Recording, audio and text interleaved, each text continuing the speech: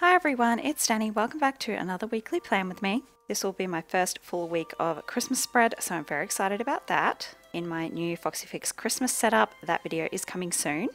Here are the washies I've pulled to match the kit that I'm using this week, and this kit is going to be the Christmas planning kit from Beehaven Designz. This is a beautiful kit. It's all purples and pinks and blues and soft yellows with some gorgeous art in those full boxes, so I'm very excited to use this. This was sent to me as part of a collaboration between Beehaven Designz and the Traveller's Notebook online, so make sure to check the description box for links to both stores as well as discount codes. Now, I'm going to be using just a plain grid insert this week. The reason I'm not using my normal printable insert is because I am out of ink for my printer and I can't be bothered to go and get some new ink, if I'm being completely honest. So this is a natty planning insert.